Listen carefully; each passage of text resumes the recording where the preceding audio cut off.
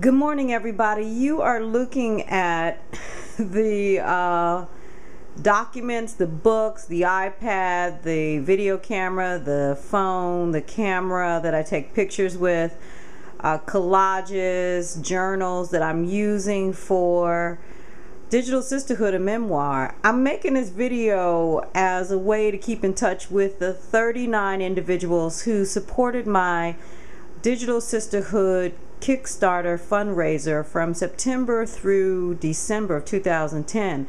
I wanted to give them an update and let them know where I'm at. Today's March 31st and it's Truth and Confession Day for me. So I'm going to show you just a few things.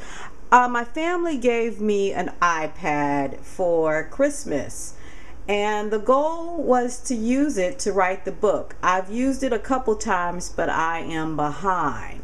I have a Creative Vado video camera that helps me record interviews. I use that as well as the Kodak camera that I'm using now. You can't see that because I'm filming. Then I've got my trusty smartphone by Samsung. It's the green one. This is where I do my Cinchcast audio, video. It's the audio blogs that I've been using as notes for the book. And then this is my lovely digital camera from Radio Shack. Got it a couple years ago in Atlanta before I went to the first Blogging While Brown conference. I take a lot of photos with that. You're looking at like the back of envelopes with notes from my recent trip to Jamaica, about the book. I write on everything. I've got articles and things. I'm just showing you notes. You can see it's a mess. That's kind of why I'm making the video, because I wanted you all to see where I'm at. I do a lot of research from reading magazine articles, from Fast Company. I got all kind of stuff here that I got to go through. Oprah, you name it, I got it. And these articles help stimulate writing prompts for the book. Yeah, it's a process and it's messy. One of the most concrete things I did this winter was I read this book called Writing What You Know by Marion Roach Smith. And Marion is a part of the Sisterhood Project. This book was a lifesaver, Writing What You Know. Very, very short book. Here's a picture of Marion. Phenomenal woman. She writes about how to write memoirs. And I read that book in January and February, I believe. And it's really helped me figure out like how I want to do my chapters. I've got notes in the book that I got to transcribe. I mean, it is just incredible. Lots of stuff. This is kind of messy, everybody. That's my process. I went to Haiti in February with the Heart of Haiti campaign, and my friend Danica Combo of Everywhere gave us these journals.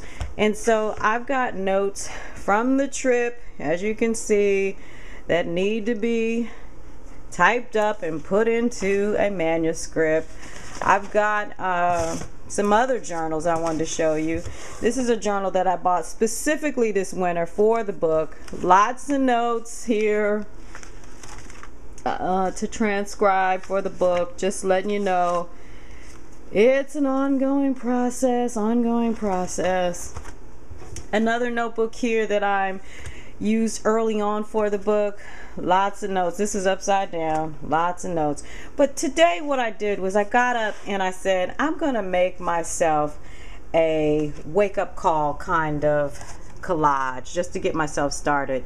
So I have this beautiful woman. She's running. She's reminding me that running helps me. It says wake up call, time to get real, spring awakenings, and then it has butterflies on here. Butterflies are a symbol of transformation, and for me, when I make the collages, they help me really get centered and help me in the writing process. So I do a lot of 6-word memoirs. You can see that this is one, wake up call, time to get real. Just a reminder to myself. I use the color orange because that is a really creative color for me. It also represents the sacral chakra, which is the second chakra, which is connected in your body to the energy of creativity. I made another collage just on words. And all of these came from the April issue of Oprah. I love reading Oprah. That's a way for me to inspire myself. So I picked out a couple phrases. How to inspire the best thoughts, feeling, reading, words that soothe, ideas that delight, and then word processing. I put it on yellow because yellow is a symbol of courage, willpower, and persistence. And it is connected to the solar plexus, which is my third chakra in my body, and it's about keeping the energy of me being open and committed to the writing process.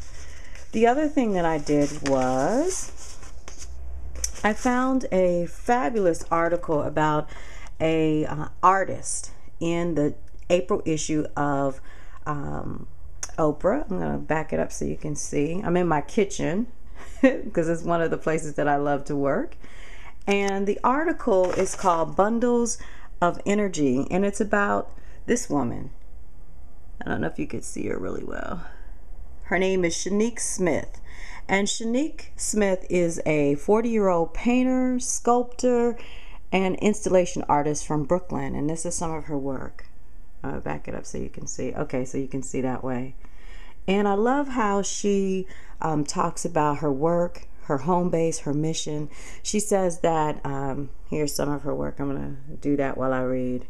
She says, I'm interested in how we create personal mythologies through objects and how objects connect us.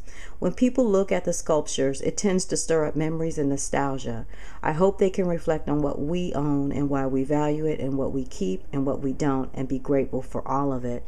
And her words, they inspire me to get up off my behind and get busy with my own word art with this memoir. So the other thing I did this morning was I wrote out 4 cards, and I'm sharing them with you as a way of confession. The first card says confess, and I confess I need help. I am running in circles. You can see that. Confess. I need help. I'm running in circles. I did that because for the last 3 months, I have been running in circles. I am not as organized as I could be in writing the memoir, Digital Sisterhood. The second card I made up says, tell the truth. I am behind in my writing process for Digital Sisterhood, a memoir. Yes, I have to tell the truth, and I'm sharing the truth with you all too, so you'll see that I'm telling the truth.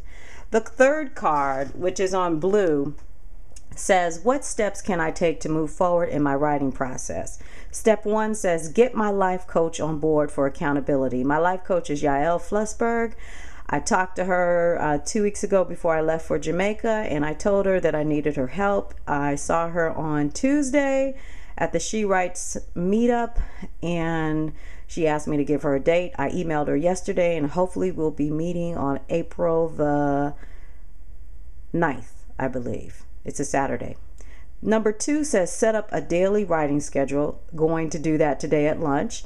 And then number 3 is unplug and write daily. So unplug means I gotta leave the technology, the phone, the Young and the Restless, some of the other shows that I watch, Army Wives. I gotta leave all that behind so that I can focus. So this is just where I'm at in my writing process. I thought you all would like to know what's been happening with me. I will be doing more video chats as I promised for the folks that invested in Digital Sisterhood, a memoir. Let you know that I am doing a second fundraiser for Digital Sisterhood Part 2. It started yesterday, March the 30th, and it ends on June 28th. My goal is to raise $500 to take care of the balance of my self-publishing fees with iUniverse. So that's what's going on with me. You can find out more and track my journey at arthur.anandaleeke.wordpress.com. Find me on Twitter at Ananda Leeke, and on Facebook you can join my fan page at Ananda Leeke.